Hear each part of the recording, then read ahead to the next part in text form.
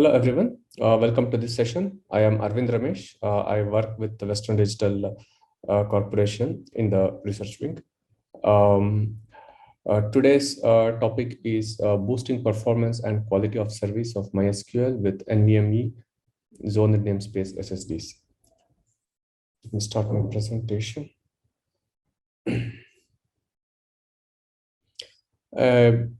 Agenda is going to be, I'm going to talk about conventional SSDs, certain aspects of conventional SSDs, which is related to today's talk.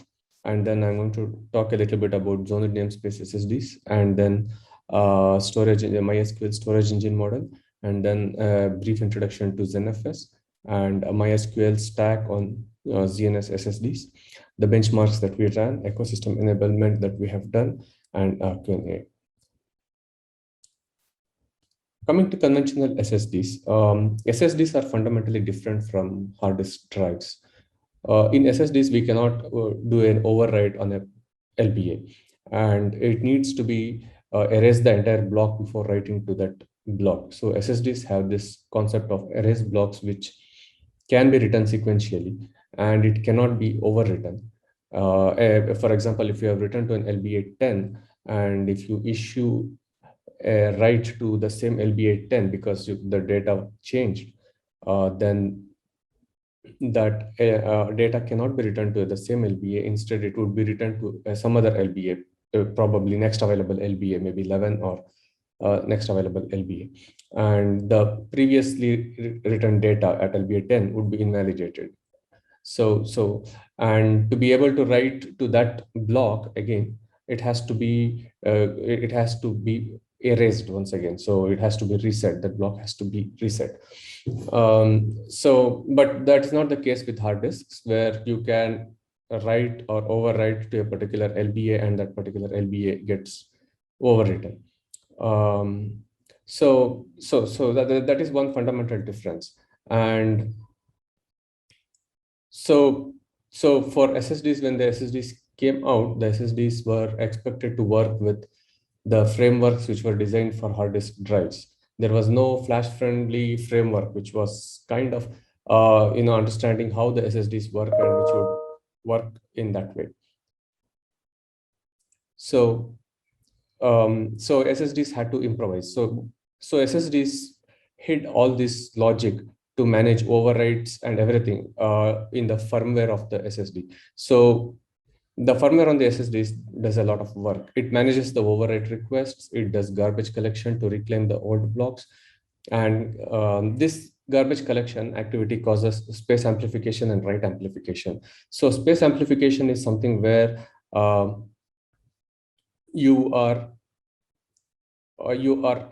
writing more data onto the NAND media than the actual amount of data. So this can happen when you are doing garbage collection, where you have written to, for example, let's say the LBA 10, you have overwritten that value 100 times. So the actual capacity of the LBA could be 4K, and since you have overwritten it 100 times, that 4K data has been written to 100 different LBAs, because nothing has been overwritten. It has to go through a different LBAs. Then now you have 400K of the same data at different time intervals of different versions of that same data. So now instead of having a 4K data, you have 400K data. And when you do the garbage collection, you retain the most latest one, the valid data, and then you try to remove the older versions. So at some point it causes this space amplification, where instead of 4K you have 400K. And write amplification is, again, when you have an erase block of, let's say, whatever, 1 MB, and in 1 MB you have a valid data of, let's say, 512 KB, and if you want to reclaim this 1 MB erase block, you have to take this 512 KB and write it into a new erase block at the start of the new erase block. And once the data is copied there, you can reclaim the older erase block. But now, to reclaim this older erase block, what you have done is you have done 512K extra write onto a new RS block, which was not initiated by the host, and so extra writes are happening within the drive, and this extra writes is called as write amplification. So and another side effect of this write amplification is that increased write amplification can deteriorate the life of NAND media, because NAND media has this preset program erase cycles for the media, and the more you write and the more you erase those blocks, the life expectancy of that NAND media goes down. So so yeah, so that affects the endurance of the SSD. And and like I said, most of these issues are rooted from the fact that SSDs are expected to work like HDDs. And over provision is used to maintain performance. So what I mean by this is that since I said there will be space amplification and there will be write amplification, this will affect the performance that the host sees, because SSD is internally doing a lot of reads and a lot of writes to reclaim the space. So what SSDs typically do is they have this extra space which is available only for the SSD firmware, which is not usable by the host, and they use this extra over provisioned space to do all these kind of activities, space amplification and write amplification. So this is kind of added overhead in terms of cost, because we are using more NAND, which is not available for the user. So yeah, those are some of the aspects that I wanted to touch before we go into ZNS SSDs. And NVMe zone namespaces SSDs. So NVMe Express zone namespace command set specification introduced the zone storage model to SSDs. And in the zone storage model, it aligns host data placement to the characteristics of flash-based SSDs. The media within SSD is exposed as a set of zones, and these zones can be written sequentially only. So when we say a zone in an SSD, it can be written only sequentially. It is basically an erase block, which I discussed earlier, and since you can write sequentially into the erase block, you have to write sequentially to these zones also. And random writes, that is, if you have written at LBA 0 for that particular zone and try to write at LBA 20, the drive returns an error. The next write has to always happen at the right pointer. So right pointer initial will be pointing at 0, and then once you have written to 0th LBA, right pointer will be pointing to 1, and your next write is the host is supposed to issue the next write at LBA 1 for that zone. A zone can be reset to reclaim space and can be written from the start of the zone. So once the zone is written completely, let's say a zone is of size 4 MB, then once you have written 4 MB to that zone, the data is there in that particular zone. And after some time, if we need to reclaim that zone, we can directly do a zone reset, which would erase the contents of that zone, and that zone would be available to writing once again from the start. And data can be placed onto the zones directly from the host onto the SSD. So another problem with respect to conventional SSD is that everything is managed by the SSD firmware. So it has a flash translation layer which maps logical blocks to physical blocks. And if the host is writing to a particular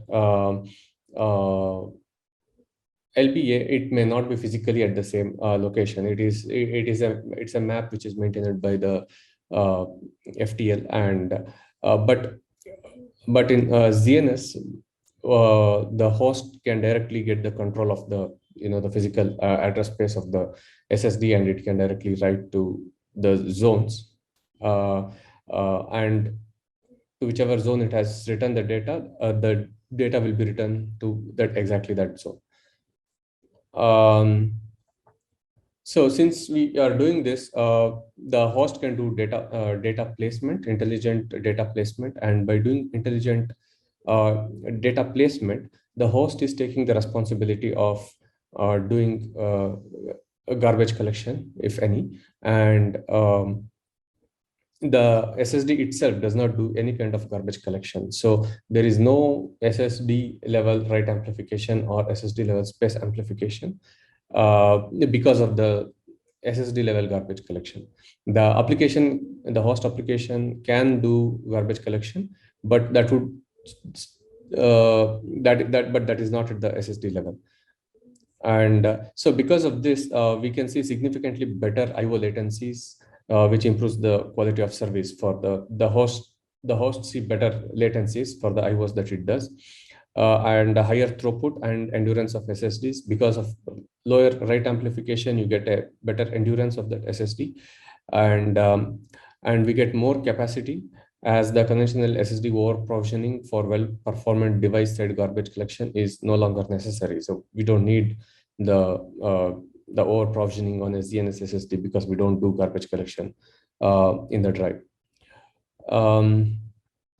And some challenges with ZNS is that it requires hosts to understand the layout of zones and specific write requirements. Host applications as of now cannot directly do a plug and play on ZNS SSDs. So the support needs to be added to all applications which wants to use ZNS, so that they are aware on the right requirements for ZNS SSDs. And also it is better suited for flash friendly workloads, which are like a log structured or caching and logging based workloads. So yeah, so coming to MySQL storage engine model. MySQL, as we know, is an open source relational database system. MySQL supports pluggable model of storage engines. A storage engine is responsible for managing different table types and reading and writing data from or to the persistent storage. The pluggable storage engine architecture also provides a standard set of management and support services that are common among all underlying storage engines. So for MySQL, the default storage engine is InnoDB, and it also supports RocksDB as a storage engine. So when MySQL is using RocksDB as the storage engine, it is generally called as MyRocks, and it's a write optimized storage backend. So it's a kind of write friendly MyRocks.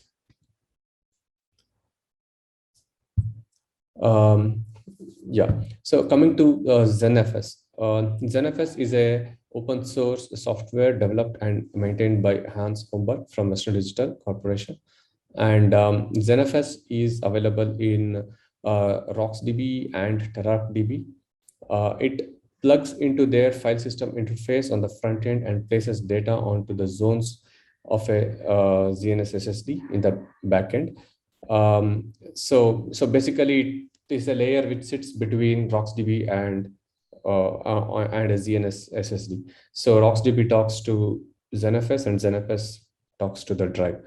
ZenFS utilizes any hints from the database, like the write hints, and separate files into different zones, and fill up any remaining space with data that has less expected lifetime.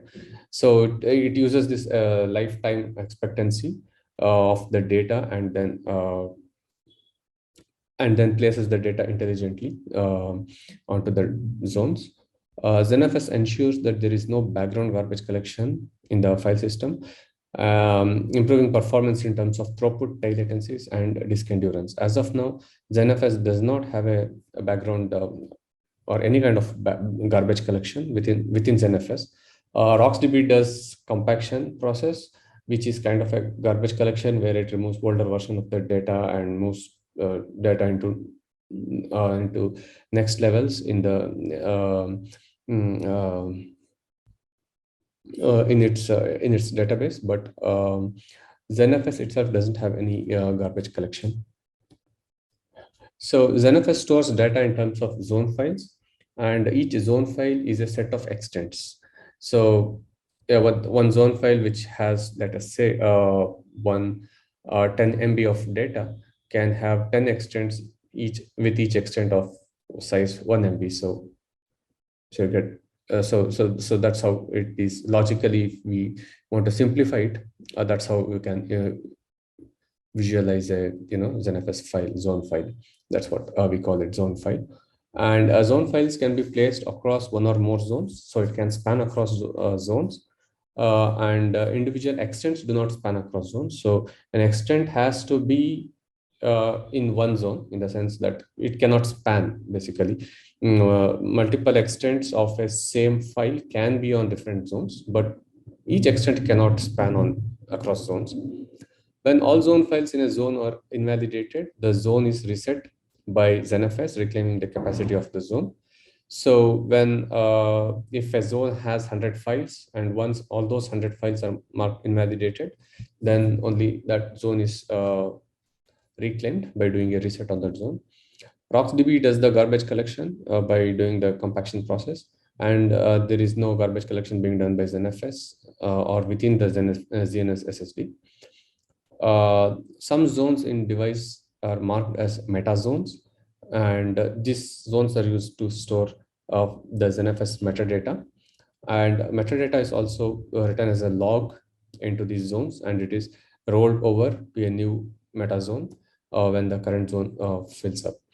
So that's a brief about ZenFS. So it's a layer which sits between RocksDB and the ZNS drive, and it uses this concept of zone file to store data, and it uses the life expectancy of files to intelligently store files on the zones, and it maintains its metadata in a log format.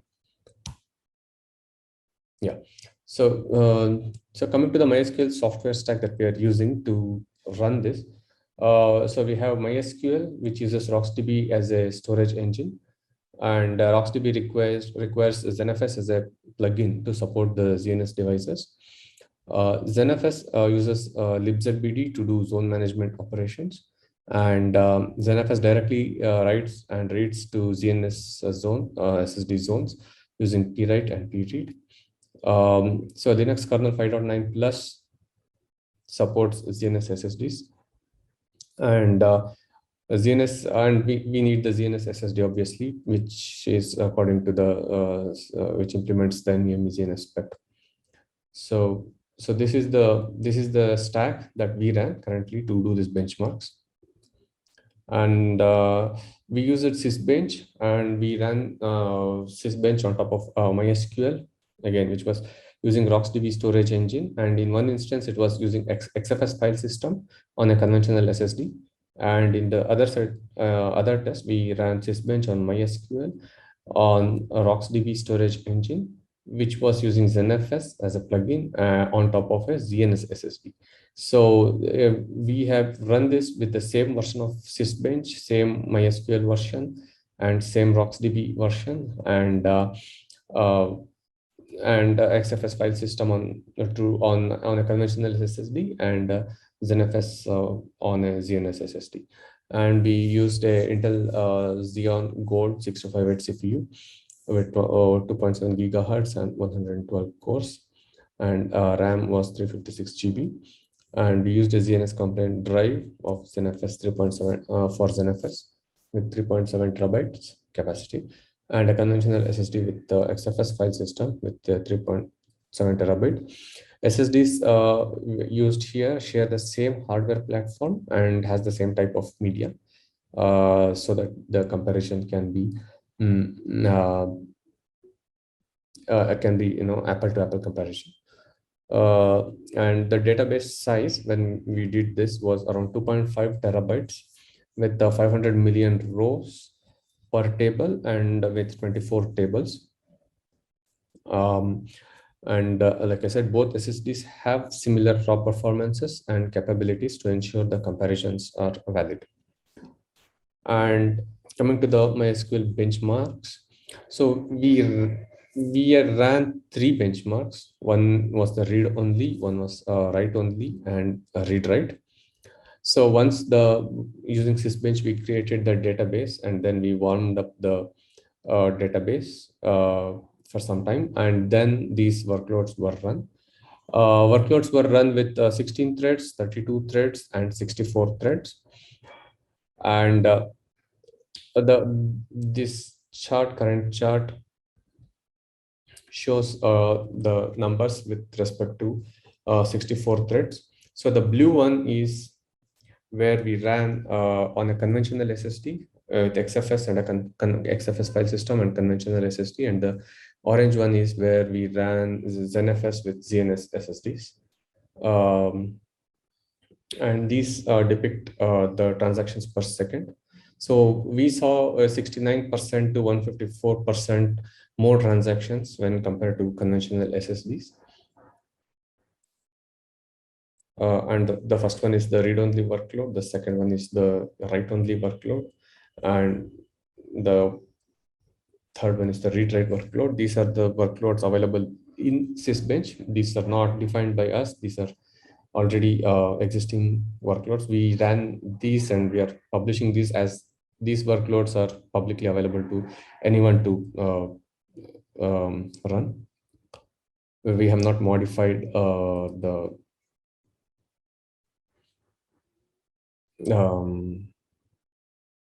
Sysbench.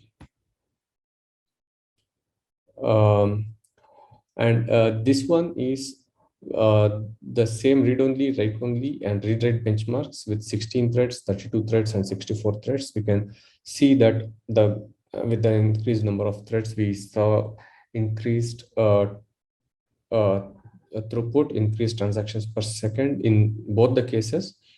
However, the ZenFS and ZNS combination has a better transactions per second. And latency. So like I said, to have a better quality of service, latency is a very important number, is important. Now, so with this one is the average latency, and here is the 99th percentile latency with 64 threads for the same 3 workloads.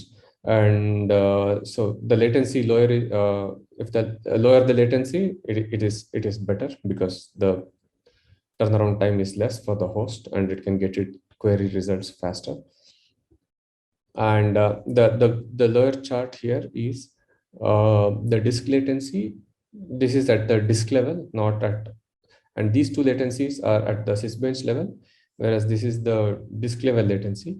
And we have normalized these values. And even here we can see that conventional SSD latencies are much higher than ZNS SSD latencies. So latencies can be higher because there can be activities which is going on within the SSD in conventional SSDs, where it could be doing a garbage collection, or it could be doing the translation mapping, or a lot of activities will be happening compared to a ZNS SSD, where it doesn't have its own garbage collection or any kind of internal activity, very less internal activity. So when these kind of activities are happening within the SSD, so there is a chance of seeing higher latencies. And coming to the road to enabling MySQL, so we have from Western Digital Corporation, we have developed and open sourced ZenFS, and we have enabled ZenFS as a first-class citizen. And we have also added support to MySQL to support RocksDB with ZenFS, and we have enabled Linux kernel support and libraries to support ZNS SSDs. Like I said, Linux kernel 5.9 and above supports ZNS SSDs. References. So zonestorage.io is a one-stop shop for all information on ZNS SSDs. And these are the GitHub links for ZenFS, RocksDB, and MySQL that we have used. And all the patches are available here that we have submitted. And this is what we have used to run these tests. And these links are for the ratified versions of the NVMe Express zone namespace specification. And yeah, thanks for attending this session. Yeah, please take a moment to read this session. Thank you.